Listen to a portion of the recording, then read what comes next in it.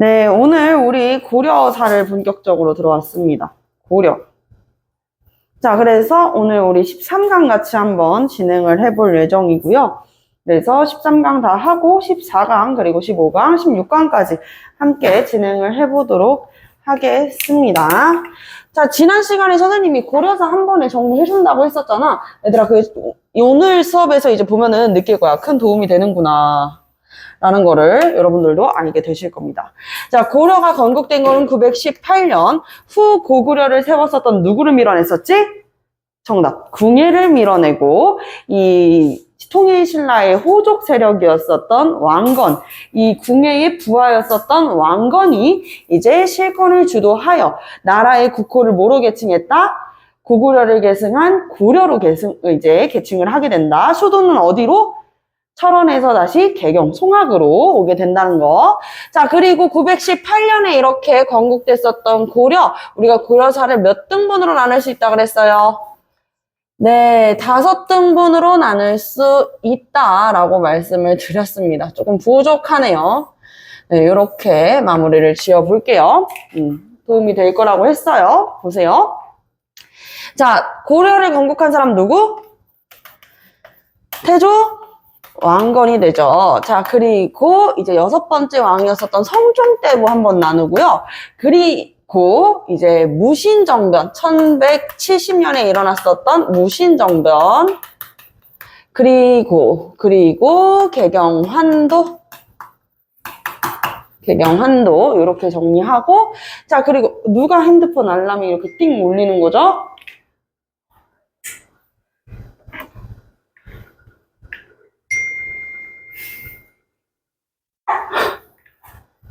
저희 어머니세요. 잠시만요. 네, 부모님과 원만한 대화를 끝냈습니다. 자, 개경환도 다음에 이 기점에 이제 고려의 마지막 누구였었어? 개혁 군주였었던 공민왕.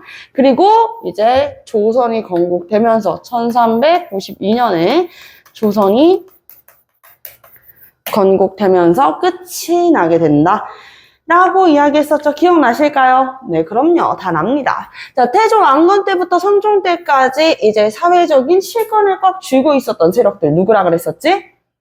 통일신라 때부터. 그렇지. 스스로 성을 쌓고 성주 또는 장군이라는 이름을 붙였었던 세력들. 이들의 기반이 되었었던 게 2가지가 있었는데 뭐였었죠? 그렇지. 선종. 이 면백신앙이라 그래가지고 깨달음을 중시해. 경전이나 교리가 중요한 것이 아니라 개인의 해탈, 깨달음을 중요시하는 것이 바로 선종이었었고, 또 한 가지는 뭐였어요? 풍수지리설. 맞습니다. 풍수지리설까지 해가지고 이들의 이 기반이 되었습니다. 바로 호족입니다.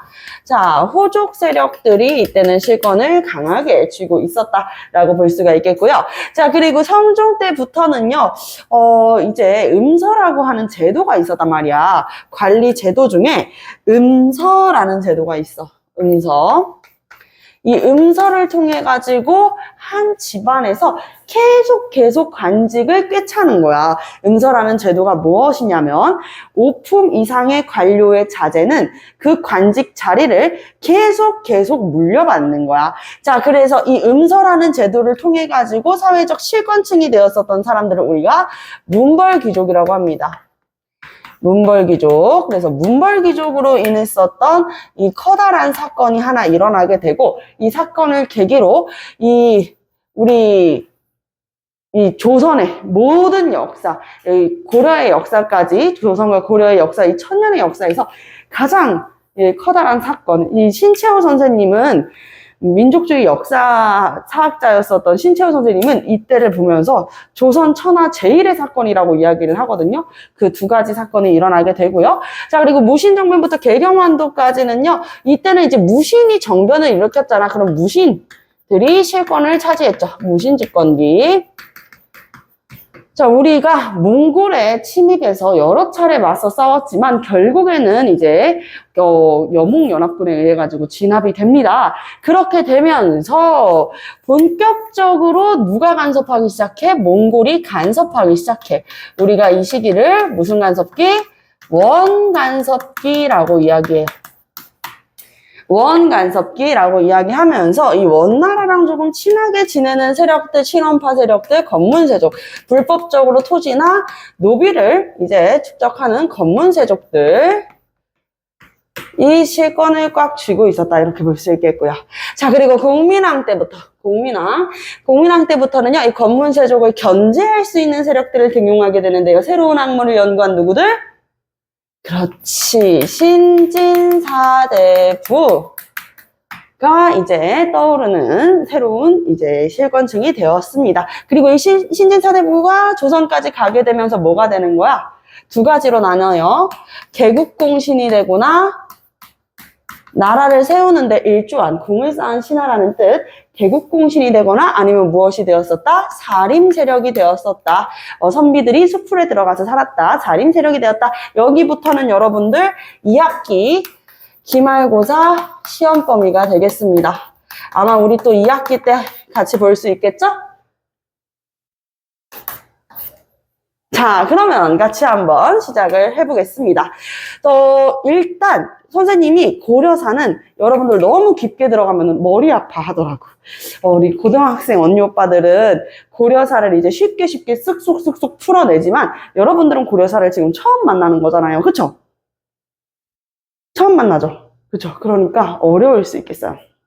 선생님이 시험에 나올 수 있는 것들만 핵심적으로 요약을 해줄 거야. 그러니까 이 수업을 놓치면 누구 손해야?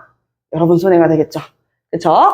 자, 요 가운데 첫 번째 파트에서는요, 3명만 기억을 해주시면 돼요. 태조, 왕건, 그리고 4번째 왕이 되는 태조 왕건의 아들, 광종, 왕건의 아들, 광종을 기억해 주시면 되겠고요. 그리고 6번째 왕, 성종, 이것만 기억하면 됩니다. 자, 그리고 두 번째 파트에서는요, 무엇을 기억해 줘야 되냐? 2개의 별을 기억해 줘야겠지, 그치?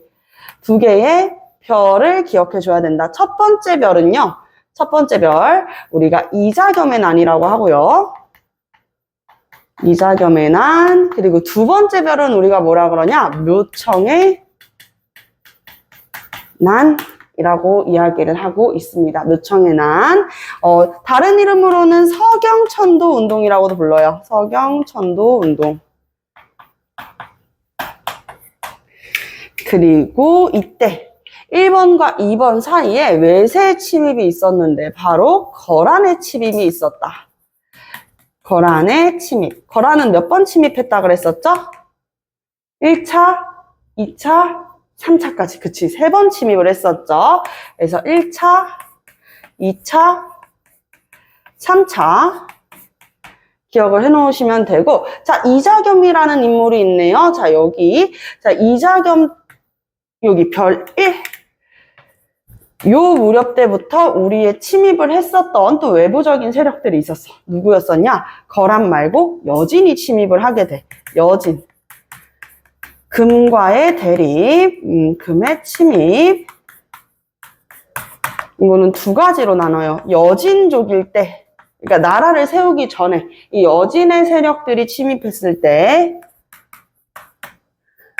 여진족과의 갈등, 그리고 여진족을 이 아구다라고 하는 사람이 이제 하나로 통합을 하게 되면서 금이라고 하는 나라를 세웠어요. 자, 금이라는 나라를 세우게 되면서 우리랑 또 우리한테 이제 4대 관계, 즉 군신 관계를 요구한단 말이야. 군주와 신하의 관계야. 그것을 요구했을 때 이제 금의 침입으로 금과의 갈등, 이렇게 2가지 파트로 이해를 해주시면 되겠습니다. 아시겠죠? 자, 그리고 여기 보이죠? 여기 3번째 파트에서는 우리가 기억을 해주셔야 되는 거는 무신집권기.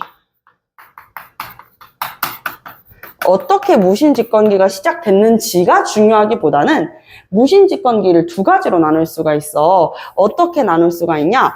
첫 번째, 두 번째. 이거는, 이 기점은 최씨 무신집권기, 그리고 그 전에 이제 여러 무신들이 서로 죽이고 실권을 차지하고 했었던 그 시기. 무신, 정변기. 두 가지 파트로 나눠가지고 기억을 해주시면 되고요. 최씨 무신 집권기 당시에 침입했었던 세력들이 있었어. 그들이 바로 몽골이야. 몽골의 침입. 몽골의 침입 기억해 주시면 되겠고요.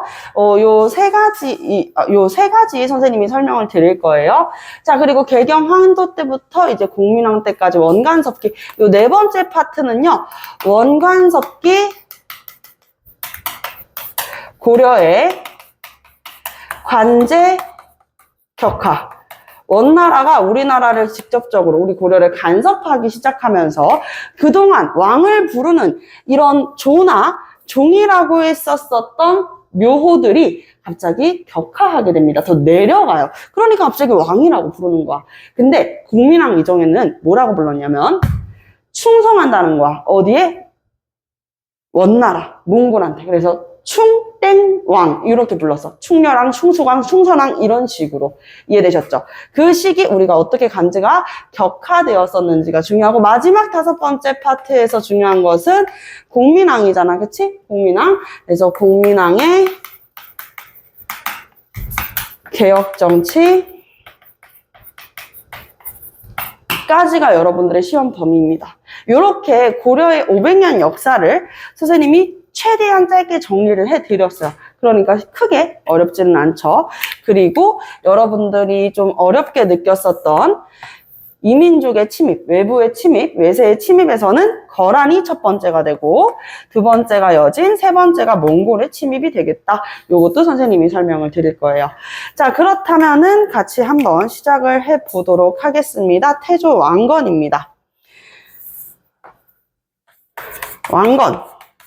근데 왕건은 이름이고, 얘들아, 나라를 세운 대단하신 분의 이름을 말이야 함부로 부를 수 있을까요? 그렇게 부를 수 없죠. 그래서 우리가 이제 나라를 세운 대단하신 임금 태조라는 묘호를 붙이게 됩니다. 태조. 태조 왕건은 이렇게 기억을 해주시면 돼요. 이것도 선생님이 최대한 여러분들 이해할 수 있게 나눠서 설명을 해줄게. 왕건이 어떻게 그 많은 호족 세력들을 이렇게 다 통합을 하면서 왕이 되었을지를 생각해봐. 호족들의 이 민심을 얻었다라는 것인데, 그래서 호족 통합 정책, 포섭 정책이라고 할게요. 지우개가 없네요. 어찌된 일일까? 지우개가 다 젖어 있어.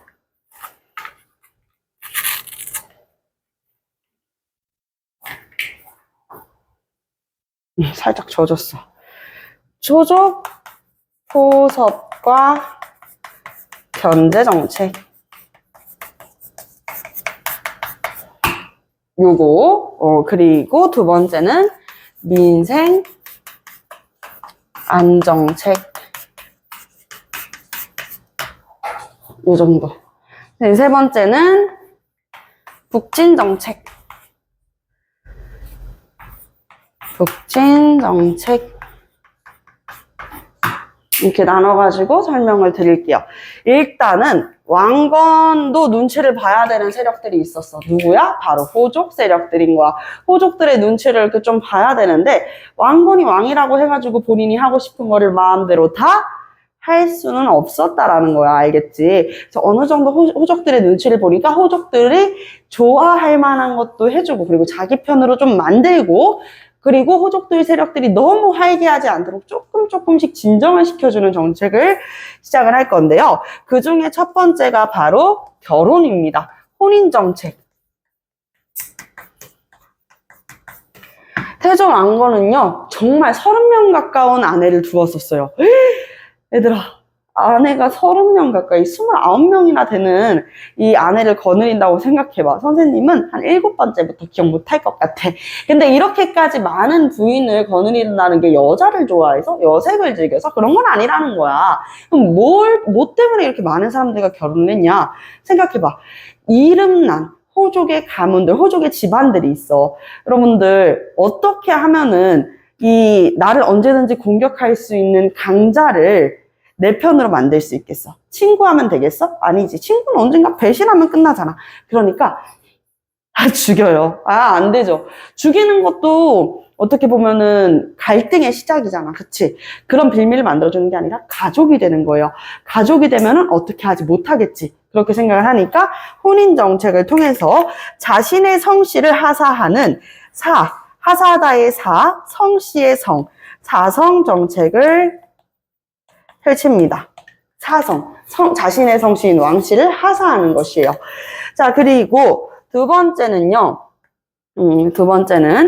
호족들을 이제 포섭하면서 견제책에 가까운데 무엇이었냐면 옛적에 신라에 무슨 제도가 있었냐면 상수리 제도라는 게 있었어. 상수리 제도. 신라도 어느 정도 귀족 사회잖아요. 그치? 신라에 되게 좀 고리타분한 이런 신분 체제가 있었는데 뭐였어? 골품제였어. 그치? 성골은 성골끼리 결혼해가지고 성골을 낳아야 되고, 성골과 진골이 결혼해서 자식을 낳으면 진골이고, 육두품 안에서도 이 계급이 더 향상되는 건 거의 불가능에 가까웠었잖아. 그치? 귀족 사회였었단 말이야. 그러다 보니까 좀 이 세력을 키우려고 하는 진골들을 누르기 위해서 상수리 제도라는 제도가 있었는데 좀 얘가 힘이 좀 세 보여. 그럼 이 집안, 정씨 집안의 자제를 수도 근처로 데리고 와가지고 인질로 삼는 그런 제도가 바로 상수리 제도였어요. 이 신라의 상수리 제도를 조금 본따가지고 근데 대부분 사람들이 이 신라 때 상수리 제도들을 다 알고 있을 거 아니야. 이걸 그대로 가지고 와가지고 쓰면은 호족 세력들이 야, 너 지금 우리 볼모로 잡냐? 이래버릴 수가 있어. 그래서 이름이 조금 유해져요. 어떻게 바뀌냐? 모셔온다. 기인제도예요. 기인제도. 자, 세 번째는 이제 사심관 제도라고 해서 일부 지역에 연구가 되게 오래된 사람을요, 그 지역의 사심관으로 삼아가지고 사사건건 관심을 갖고 관찰할 수 있는 그러한 사람으로 두는 거야. 여러분들 신라의 마지막 왕 기억나요? 경순왕이 있었죠. 누구한테 항복했지? 고려에 항복했어요. 그쵸? 고려에 항복했었던 누가 있었다? 경순왕. 그치? 이 경순왕을 어떻게 했냐면 경주의 사심관으로, 금성의 사심관으로 최초의 사심관으로 임명해줬어. 이런 식으로 지방 호족들을 포섭하고 또 견제하기도 하는 모습들을 보였었다. 자, 그리고 이 왕건의 민생 안정책 하면은 빼놓을 수 없는 게 있어. 바로 세율을 10분의 1로 정말 대단하죠. 90%를 거의 탕감을 해준 건데요. 세율을 크게 낮춰주게 되는 것입니다. 아시겠죠? 그래서 민생 안정체제에서는요, 세율을 10분의 1로 낮췄다. 세율을 10분의 1로 낮추었다. 이거를 다른 말로 수치 체제를 개편했다. 이러한 내용으로 이해를 해주시면 되겠고요. 두 번째는 흑창이라는 것을 설치합니다. 흑창 설치. 혹시 얘들아 그거 기억나? 선생님이 고구려에 나라를 하늘처럼 높이는 왕이 있었다 그랬는데 무슨 왕이었었지, 지호야? 고국천왕이었었죠. 그쵸? 고국천왕이라는 왕이 있었어. 이 나라의 하늘 같은 높으신 분이라는 의미를 갖고 있는 고국천왕께서 뭘 했다 그랬어요? 춘대추낙, 진짜 대박법, 일명 진대법을 이제 시행했었다 그랬었잖아요. 아니나 다를까 흑창도 이 고구려의 진대법을 계승한 것이었어. 고구려의 진대법을 계승해서 봄에 곡식을 빌려주고 가을에 갚아라 라고 하는 이러한 제도를 마련을 했었던 것입니다. 흑창. 아시겠죠? 자, 이렇게 흑창도 설치를 하고, 그리고 이 세율도 시원하게 탕감을 해주면서 사람들의 민심을 얻었습니다. 자, 그리고 나서 북쪽으로 전진하는 모습까지 보였었는데요.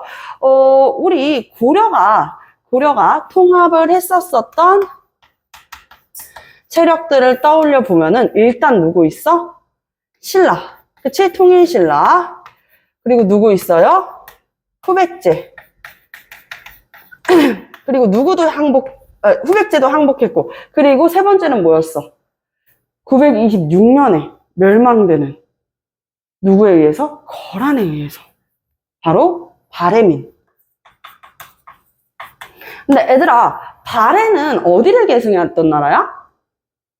그치. 이거는 대답하면 안 돼. 이거는 대답 안 하면 안 된다라는 눈빛으로 여러분들 입이 움직이는데 구구려였었죠. 그쵸? 자, 구구려를 계승한 나라였어. 그렇기 때문에 이 북진 정책은 구구려를 계승한 바레를 멸망시킨 니놈들을 가만두지 않겠다. 누구야? 거란. 그래서 거란과 이제 친하게 지내지 않겠다라고 하는 태조의 그런 이제 굳은 의지가 많이 느껴져요. 일단 첫 번째 무엇을 하려고 했었냐? 언제든 이 거란과의 이 침입이나 북방민족의 침입을 대비하여서 평양, 고구려의 수도였었던 평양을 서경으로 삼고 중시하였습니다.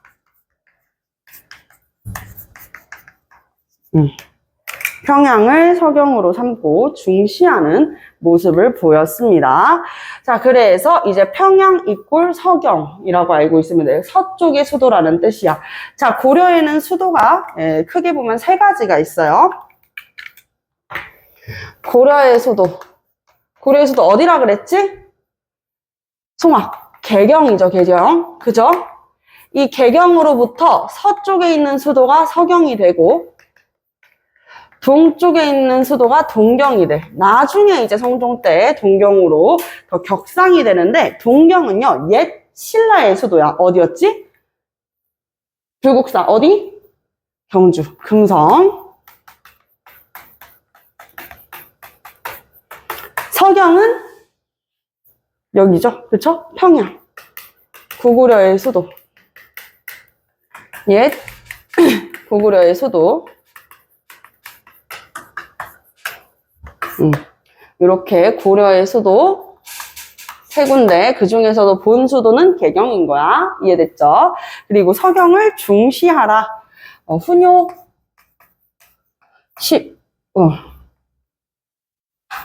10조는 저기 유언에 가까워요. 그래서 태조께서 돌아가시고 나서 나라를 어떤 식으로 통치해달라라는 이야기를 담은 거란 말이죠. 그래서 훈요 이 10조를 통해 가지고 서경을 중시할 것을 강조했다. 서경을 중시할 것을 강조했다라는 내용. 그리고 훈요 10조에 보면은 또 어떤 내용이 나와 있냐면 거란과 절대 친하게 지내지 말아라 라는 내용이 나와 있어요. 그래서 만부교 사건이 일어났었는데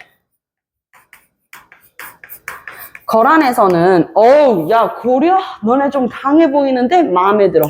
그래서 거란이 약간 고려를 좋아했었어. 약간 짝사랑 느낌이지? 좋아했었는데 무슨 문제가 생기냐? 고려는 누가 싫어요? 거란이 싫어요. 그래서 거란의 선물을 매몰차게 거절을 하는데 이거 봐봐 얘들아, 누가 나한테 고백하려고 선물을 가져왔다? 근데 이걸 아니야 됐어 라고 안 받는 것보다 더 기분 나쁜 게 뭐야? 받은 다음에 쓰레기통에다가 버리는 거야. 그치? 아니야 됐어 하면은 뭐야 나 차였어 요 정도에서 끝날 수 있거든? 근데 딱 받은 다음에 쓰레기통에 딱 던져버리면은 와 마음 진짜 너무 아프지 않을까? 그치? 너무 충격 먹을 것 같은데? 고려가 그렇게 했어. 이 나름대로 거란은 좀 친하게 지내려고 외교적인 그런 의미에서 낙타를 50필, 낙타가 되게 희귀한 동물이잖아요. 여러분들 살면서 낙타 본 적 있어요? 진짜? 낙타 본 적 있어? 이거 10이면 10명이 본 사람들 중에 거짓말한 사람들이 많더라고. 인도 유학했던 친구들은 막 여러 번 봤다고 얘기하긴 하던데 어쨌든 선생님도 낙타는 딱 살면서 쌍봉 낙타인가? 해가지고 한 번인가 두 번 봤던 거밖에 기억이 안 나. 지금 이렇게 여러분들의 곱절을 살았는데도 내가 한두 번밖에 안 보니 낙타. 요즘 세상에서야 볼 수 있지만 이 당시는 얼마나 희귀한 동물이었겠어. 이 낙타를 50필이나 이렇게 준비를 해줬는데요. 다리 밑, 이 만부교라고 하는 다리 밑에서요, 물 한 모금 채 주지 않고 굶겨 죽여요. 선물을 받아서 어떻게 한 거야? 거들떠도 보지 않은 거야. 왜 그렇게 했다? 거란이랑 친하게 지내고 싶지가 않으니까. 왜? 거란은 어디를 멸망시킨 거야? 고구려를 계승했었던 발해를 멸망시킨 야만스러운 나라다 라고 하면서 자신의 이 유서가 되는 훈요 10조에도 이야기를 남겨놓습니다. 여기까지 이해되셨죠? 요거는 선생님이 하나만 더 팁으로 남겨놓을게요. 태조 왕건은 아들이 되게 많았어. 일단 부인이 30년 가까이 되면 아들이 정말 많지 않았을까, 얘들아? 그치? 이 광종도 마찬가지로, 광종도 태조 왕건의 셋째 부인인 신명숭성 왕태후의 이 아들이었었단 말이야. 충주 유씨. 맞습니다. 저입니다. 자, 어쨌든, 요렇게 아들들이 되게 많았었고, 아들끼리 모두 심했을까? 왕권 투쟁, 왕권 다툼도 너무 심했단 말이에요. 그러니까 자기가 죽으면 나라가 어떤 꼴로 돌아갈지 대충 그림이 그려지니까 아들들아. 그리고 나의 오른팔, 왼팔은 잘려나갔잖아. 그치? 신승겸은 잘려나갔으니 오른팔이 되는 박수리한테 이 훈요 10조를 남긴단 말이죠. 내 유서를 남길 테니 고려를 잘 통치해달라 라는 이야기를 하게 되는 거야. 훈요 10조의 내용 중에 중요한 것, 일단은 서경을 중시할 것. 거란과 친하게 지내지 말아라. 외교 반대. 자, 그리고 세 번째는 팔관회. 그리고 연등회 등과 같은 종교적 행사를 주기적으로 시행해라. 연등회는 연꽃이 이제 상징적인 종교는 어디일까? 여러분들 지난달에 야무지게 씌워놓고 언제였어? 어느 종교야? 일부러 이렇게 반대로 얘기하는 친구. 너무 귀엽지 않나요, 정말? 어떻게 생각하시나요? 너무 귀엽지 않나요? 무슨 종교? 연꽃. 그렇지, 불교죠, 불교. 자, 이 불교를, 이게 고려는 불교의 나라야. 그래서 불교의 행사가 되는 연등회를 중시하자라고 이야기를 했고요. 자, 팔관에는요, 봐봐, 지금 신라, 후백제민, 후고구려민, 발해민까지 해가지고 여러 사람들이 다 통합이 되었잖아. 그치, 얘들아? 이 사람들의 종교가 다양할 거란 말이야. 이 팔관에는요, 뭐, 민간신앙, 불교, 거기에다가 도교까지 합쳐져가지고 여러 신앙들이 다 고루고루 합쳐진 그런 종교적 행사였었어. 이들의 종교를 존중해주기 위해 그 백성들의 이러한 종교적 행사인 팔관회와 연등회는 주기적으로 시행을 해라 라는 이야기를 남기게 된다. 여기까지 어렵지 않죠? 자, 그 다음에 선생님 이렇게 해가지고 왕 3명을 다 해야 돼요? 아니요. 태조 왕건이 조금 많았습니다. 선생님이 광종은 조금 더 빨리 끝내볼게요. 네 번째 왕이 되는 광종. 선생님, 이 광종이 그렇게 많은 형제들을 죽였다면서요? 미칠 광자죠? 아니죠. 빛광입니다. 광종 하면은 빼놓을 수 없는 키워드가 있어요. 잘 들어요. 이 키워드는 뭐냐면요. 칭제건원이야. 칭제건원. 우리 고려 어디 계승한 나라라고요? 그렇지. 고구려 계승한 나라라고 이야기했었죠. 자, 고구려의 전성기를 이끌었던 사람 누구야? 그렇지. 광개토대왕이었어. 광개토대왕이었죠. 광개토대왕의 업적들 중에서 우리나라 최초의 연호를 사용했었다는 거 우리가 배웠었는데 이 연도를 셀 때 쓰는 이름이야, 연호가. 이 연호, 무슨 연호 사용했죠? 영원한 즐거움, 영락. 그치. 영락이라는 연호를 사용했어. 이처럼 우리 고려도 하늘과 같은 이 고구려의 천하관, 즉 고구려의 세계관, 고구려의 세계관이 뭐였어? 고구려 외의 다른 나라는 오랑캐나 다름이 없다. 고구려가 세상의 중심이다라는 세계관이 자리 잡고 있었잖아. 그래서 고려도 뭐라고 생각을 하냐면 우리가 중심이 된다. 그래서 황제라고 칭할 것을 주장하고 독자적인 연호를 사용한다. 그래서 칭제건원이라 그래. 칭하다. 무엇을? 황제를. 건원, 연호를 사용한다. 라는 것입니다. 이해되셨을까요? 자, 그래서 독자적인 연호를 사용하게 되는데 그 연호가 바로 광덕, 준풍이라고 하는 독자적 연호를 사용하게 된다라는 거. 어려울까요? 어렵지 않습니다. 그쵸? 이러한 연호를 사용한다는 것과 광종의 업적은요, 선생님이 두 가지로 정리를 할게요. 선생님, 진짜 이게 끝이에요? 진짜 끝이에요. 진짜 끝이에요. 애들이 요즘 내 말을 잘 안 믿어. 자, 진짜 끝이에요. 첫 번째는요, 노비안건법. 노비안건법. 이 광종도 말이야, 처음부터 호족 세력들을 싹 휘어잡을 정도로 강력한 지지층이나 어떤 호족들을 잡을 수 있는 카리스마가 있던 사람은 아니었었어. 근데 광종이 처음에는 어떤 식으로 했냐면 호족들한테 약간 호족 말이면 껌뻑 죽는 것처럼 연기를 냈지. 그러니까 안심시키는 거야. 난 널 해치지 않아. 난 너의 베스트 프렌드야. 하면서 계속 이제 안심을 시키는 거야. 그러면서 쓱 이야기하는 거지. 호족들아, 너네 요즘 고민이 있다며. 무슨 고민? 아, 노비들이 계속 말을 안 듣는다며? 고민 많겠다, 야. 그치? 그러면은 이 노비들을 우리가 좀 제대로 검사를 좀 해야 될 텐데, 노비안건법 시행해볼까? 그래! 우리 왕소, 왕소라고 부르면 안 되지. 우리 광종하고 싶은 거 다 해! 자, 그래서 우리 호족 세력들의 믿음을 다 챙긴 다음에 그때 실시했었던 거. 표정이 갑자기 싹 바뀝니다. 무섭게. 그게 바로 노비안건법이었어요. 불법적으로 이제 노비가 된 사람들. 이런 이 호족 세력들의 경제적 기반이 된 노비들을 해방시켜요. 무엇으로? 양인으로 해방시켜줍니다. 그래서 노비 해방에 가까운 법이었어요. 그래서 호족들의 경제적 기반을 어떻게 한다? 흔들어 놓는다. 이렇게 호족 세력들을 힘들게 정신 확 나가게 해버린 다음에 실시했었던 거. 수나라 때부터 이제 시행했었던, 중국 수나라 때부터 시행을 했었던 건데, 쌍기라고 하는 중국에서 건너온 이 사람이 이 건의를 했어요. 쌍기가 건의를 하는 거야. 우리나라는 예로부터 수나라 당나라 때부터 과거제라고 하는 이 관직을 뽑는 제도가 있었습니다. 고려는 이런 식으로 가면 오래 갈 수 없습니다. 과거제가 무엇이냐? 관리를 능력에 따라 가지고 시험을 봐 선발하는 제도죠. 지금까지 관리 어떻게 했어? 그 집안에 관리가, 예를 들어서 관리인 사람이 있어. 죽으면은 그의 아들, 그의 자손이 계속 관직을 차지하는 식으로 형성이 되어 있었잖아. 이거구나. 능력 있는 관리, 똑똑한 사람을 시험을 봐서 선발을 해야겠다. 과거제를 처음으로 실시하게 된다. 과거제 실시. 우리 친구들이 고려사를 처음 배운다고 하니까 굉장히 많이 착각하는 게 과거제가 조선시대 때부터 시작된 것이 아닙니다.